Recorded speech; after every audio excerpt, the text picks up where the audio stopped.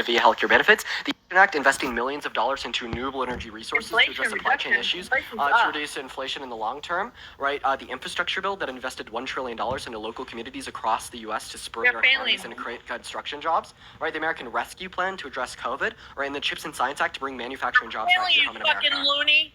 So, Karen, you specifically called me ignorant, right? So I just named you 5 policies of Biden and Harris's that I agreed with. Can you go ahead and name one of Trump's that he passed while he was president that you agree with, right? Because obviously I think that you're failing, you piece of shit, fucking loony liberal. Okay, so I'm the loony liberal, but yet you can't name one you're policy that Trump influenced. You're 19 years old. You're a problem. You have no fucking stupid ass. Yeah, so you're objectively projecting on me, and I'm objectively smarter than you. How does it feel to be looking at someone that you'll never be as intelligent as? You're fucking stupid as shit. Okay, really, truly. All how many our policies are failing. Really? Inflation. Okay, what is the current rate of inflation? 3%. False, 2.9. And do you know what it was at the peak of the pandemic? Oh my God, the pandemic. It was 9%. False by you guys putting masks on people's face and closing down our country? Yeah, so particularly speaking, the quote-unquote close down of the country happened in 2020 under Trump's administration. But real quick, Karen. Under Trump's administration? I did. You're a piece of shit, man. So you're just in a fucking miserable life, you fucking. So this is where you run away because I'm smarter than you, and you can't stand your ground in a debate. It absolutely is. We're gonna move on to our next guest here, y'all. If you do want to support me, my Venmo, my PayPal, they are in the bio. We have some very emotional guests today. Let's get some baby bottles in the chat for the emotional babies that are whining on the live. We're gonna move on to our next guest, right? Let's get our next guest up in here, y'all. All she could do is call names. Yeah, that's the MAGA movement for you. That's the MAGA movement. That's the MAGA voter base. That's all they're good at. What's up, Jamal? How old are you? I'm 19. Oh, I'm sorry. I'm 21. Okay, no worries. Are you voting for Trump? Sorry, say that again? Are you voting for Trump? Yes, sir, I am. Okay, why's that?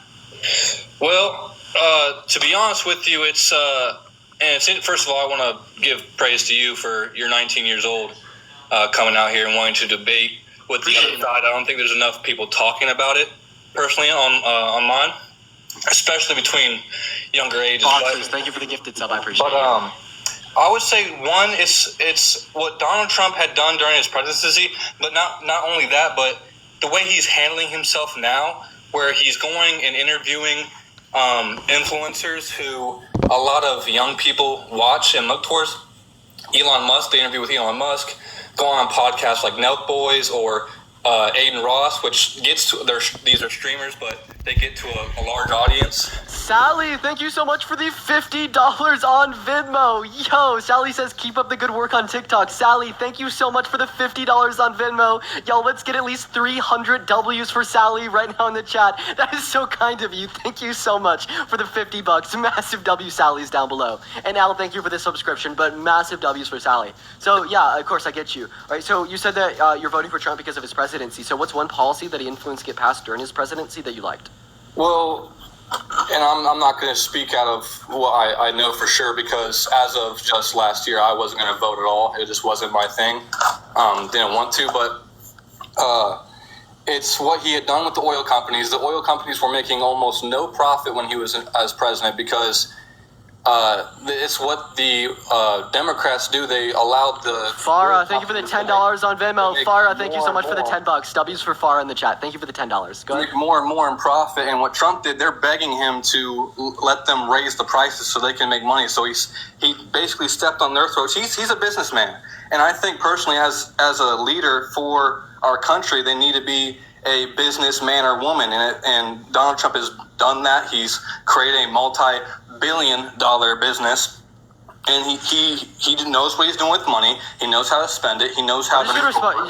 Just real quick, I want to respond to the first point about oil. You said that Trump really dealt well with oil companies while he was president. So that's literally fucking false. So what he did is he went to OPEC and he said, if y'all don't drop your prices, then we're going to get our oil from Iran. So then he went to Iran and said, if y'all don't drop your prices, we're going to get our oil from Saudi Arabia. What ended up happening is they both ended up dropping their prices, and then he bought from them both. That ended up causing a collapse in the oil market when Germany inevitably had to turn back around to Saudi Arabia and OPEC and said, now y'all need to raise your prices by decreasing your oil supply, because if you don't, it's going to cause a recession in our oil market, right? So And then secondly here, if you want to talk about U.S.-owned oil production companies, we're currently producing more oil than we ever have, including under Trump's term. We're more energy independent than any country that has ever existed in the history of the earth, right? And then you also said that he knows that he knows how to spend money. So the Trump administration increased the deficit twice as much as the Biden-Harris administration, right? Trump added $8.6 trillion to our national debt. Meanwhile, Biden and Harris only added 4.2.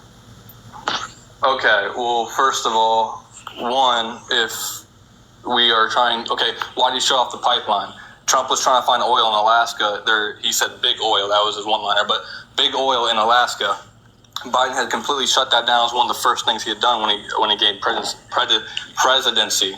Yeah, so we could talk about the pipeline. So it was called the Keystone XL pipeline. Biden didn't shut it down. It was ordered by the Supreme Court, and it wasn't an Alaskan-owned pipeline. In fact, it was Canadian-owned, right? And that didn't cause, right, an increase in the price of gasoline, as it was the case that it wasn't currently producing oil, so it couldn't have impacted the oil supply curve. No, yeah, you're correct, but you are saying that they had seized and stopped the line from being finished. Yeah, because we didn't need it, right? So the reason it was shut down by the Supreme Well, that's Court right. is because it was invasive and it went through indigenous lands, right? And why the hell should we be tearing up indigenous lands, right, to put this pipeline down that was owned by Canada when it's the case that the U.S. is already producing more oil than any country that has ever existed in the history of the earth, right? I have no problem, right, with like drilling on federal lands, right, that won't like impact, right, like protected lands such as indigenous lands or nature reserves, right? I have no problem with that. I think that the U.S. should be drilling more because we have stricter regulations for cleaner production than other countries that would pick up that lost weight if we started drilling less. But just invading upon indigenous lands or nature reserves when we're already producing more oil than any other country, right, that is taking it a little bit too far. Okay, so you're saying that there's no correlation between gas lower during Donald Trump's presidency than between Biden? I mean, well, yeah. Would you like to? Could you tell me how you think that the Biden and Harris administration